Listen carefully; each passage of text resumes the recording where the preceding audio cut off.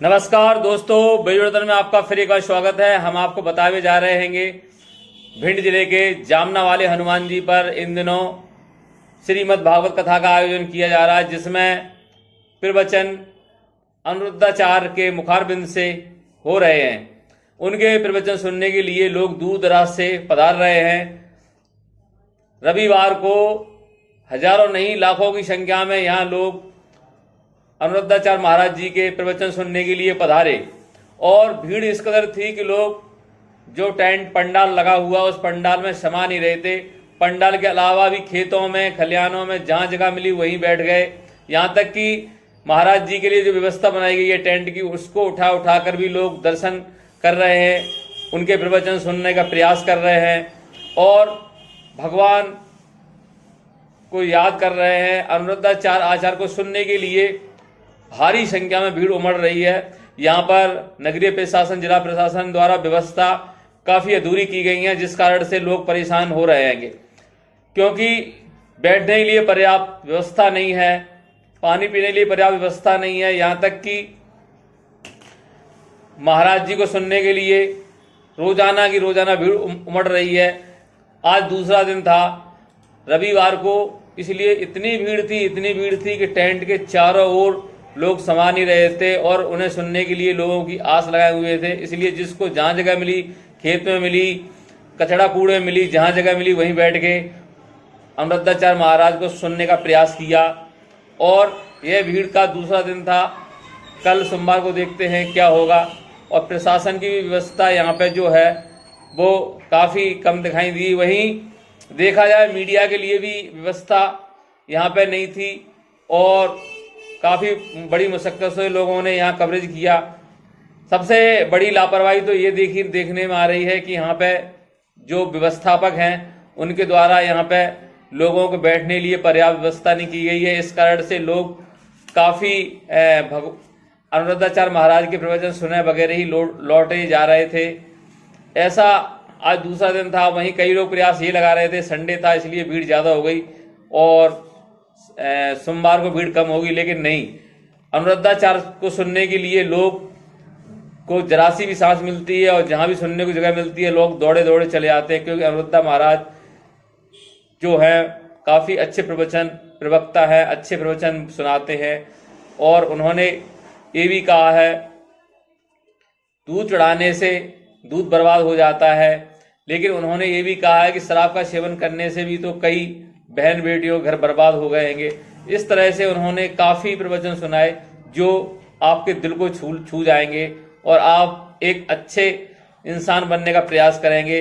महाराज अनिरुद्धाचार्य को सुनने के लिए दूर दराज से लोग पहुंच रहे हैं। यह कथा और कहीं नहीं, आपके भिंड जिले में हनुमान जी मंदिर पर, जामना वाले हनुमान जी मंदिर पर हो रही है और आप इसका कथा का श्रवण कर सकते हैं, आनंद उठा सकते हैं। कल सोमवार को फिर कथा का आयोजन होगा, जरूर इसका लाभ लें। धन्यवाद। अब ये दूसरा पहलू है कि शंकर जी पर दूध क्यों चढ़ाया जाता है, गरीबों में बांटा जाए। हाँ तो सुनो, हम तो गरीबों में बांटते हैं। गौरी गोपाल आश्रम में शंकर जी पर दूध नहीं चढ़ाया जाता, वहां तो खीर बनाई जाती है और भक्तों में बांटी जाती है। हम तो बांट रहे हैं। अब पिक्चर बनाने वालों से जरा पूछो कि तुम्हें तो बड़ी अक्ल है कि दूध शंकर जी पर क्यों चढ़ाते हो, गरीबों में बांटो।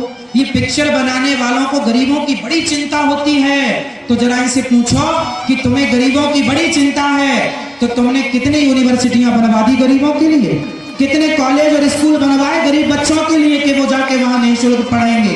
कितना, क्या कोई यूनिवर्सिटी, कोई कॉलेज, कोई स्कूल आपने सुना कि किसी सुपर डुपर स्टार ने बनाया? कितने लोगों को इन्होंने अन्य क्षेत्र बांटा?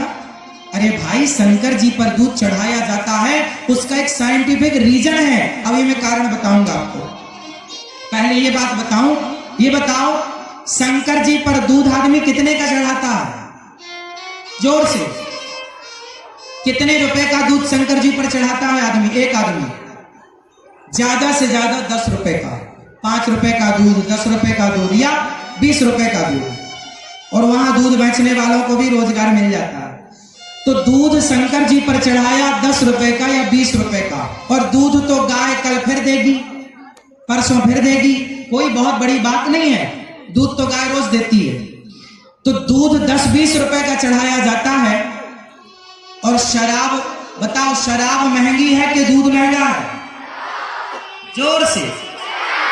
तो शंकर जी पर दूध क्यों चढ़ाया जाता है? गरीबों में बांटा जाए।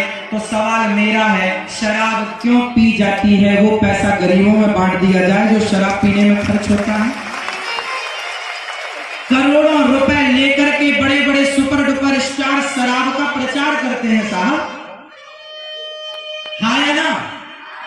अब बताओ, ये पिक्चर बनाने वालों ने जितने नौजवान दोस्त हैं मेरे, इनको भड़का दिया, बरगला दिया। आज पिक्चर देखने के कारण बच्चे मंदिर नहीं जाते। पहले बच्चे मंदिर जाते थे, अब मंदिर नहीं जाते। उन्हें लगता है कि वो पिक्चर बनाने वाले ठीक कह रहे हैं कि दूध चढ़ाने से शंकर जी पर वेस्ट होता है, गरीबों में बांटा जाए। अरे भाई साहब, क्या शराब पीने से पैसा वेस्ट नहीं होता? उत्तर दो। शंकर जी पर दूध चढ़ाने से किसी माँ बहन बेटी का सुहाग नहीं उजड़ता, लेकिन शराब पीने से लाखों बहन बेटियों का शराब उजड़ गया, माँ का शराब सुहाग उजड़ गया। कितनी माँ विधवा हो गई, पति मर गया, भाई मर गया, बेटा मर गया। शराब ने लाखों की जान ले ली साहब। और आपको लग रहा है कि शराब सही है? कैसे सही हो सकती है? शराब पीने वाले मर्द के घर में जाओ और उसकी पत्नी से पूछो कि उसका जीवन कैसा है। नरक से बदतर जीवन होता है शराबियों की पत्नियों का। साहब, शराब ना पीना, और पीना तो शादी मत करना, फिर मरो जियो कुछ हो कोई फर्क नहीं पड़ता। शादी के बाद शराब ना पीना, वरना तुम्हारी अर्धांगिनी का जीवन बर्बाद हो जाएगा, तुम्हारी पत्नी की जिंदगी बर्बाद हो जाएगी। बेचारी खून के आंसू रोती है। ये बात सही है कि गलत, बताओ? शादी के बाद कोई पुरुष शराब पीने लग जाए और शराब के नशे में डूब जाए तो पत्नियां खून के आंसू रोती हैं या नहीं? हाँ या ना? अब बताओ, तो शराब पीना ज्यादा फायदेमंद है या दूध पीना? इसलिए दूध पिया करो। और शराब जब पीते हो, शंकर जी पर दूध चढ़ा। का विवाह कैसे हुआ? सती का विवाह कैसे हुआ? भगवान शंकर जी। एक दिन की बात है कि माता कोई भी दूध नाला और नाली पर नहीं जाता। नाला नाली आज बने हैं। आज से 100 साल पहले बताओ कोई नाला नाली था?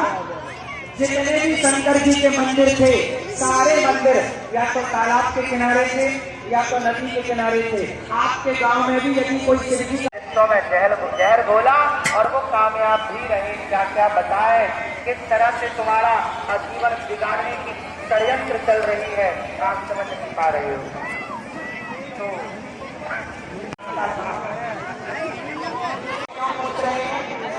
भगवान को तो सब पता होता है, फिर उन्होंने क्यों सबसे पूछा उत्तर दो? स्कूल के बच्चे को बैठे में बताओ।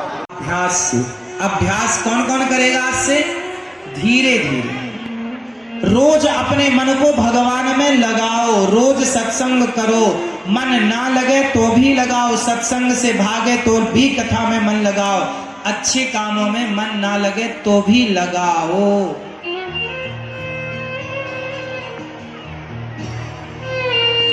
समझ में आ रही है ना मेरी माँ? तो क्या करेंगे? मन को लगाएंगे।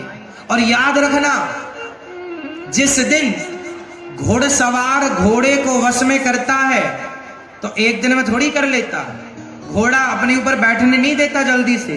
घोड़सवार प्रैक्टिस करता है, बार बार उसके ऊपर छलांग मार के चढ़ने की कोशिश करता है, तब जाकर घोड़ा वश में होता है। करने वाले ने, अच्छा बताओ, सर्कस में हाथी क्रिकेट खेलता है कि नहीं? सर्कस में शेर कहने से चलता है कि नहीं? हाँ या ना?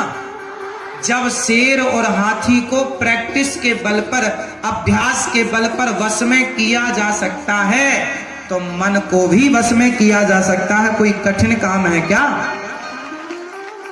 धीरे धीरे मन को जीता जाए, मन पर काम किया जाए मन को कंट्रोल। अच्छा बताओ, मन की बात मान लेना सही है या गलत है? जोर से, सही है कि गलत? दादाजी बोलो सरकार, मन की बात मान लेना सही है या गलत है? जोर से, गलत है। यदि मन की बात मानोगे तो बहुत नुकसान हो जाएगा, इसलिए मन की मानो मत, मन को मारो।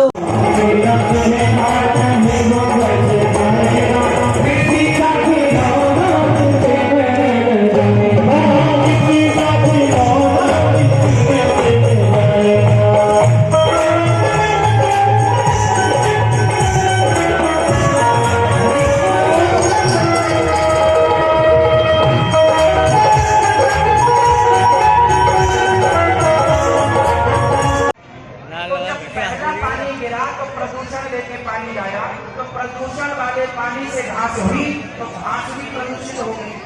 तो प्रदूषित घास जब गैया खाई तो उसका दूध भी प्रदूषित हो गया। तो बड़े बुजुर्गों ने सोचा कि ये प्रदूषित दूध है, इसे बच्चों को नहीं पिला सकते, इसे फेंक भी नहीं सकते क्योंकि गोरस है, तो क्या करें? बोले चलो शंकर जी पर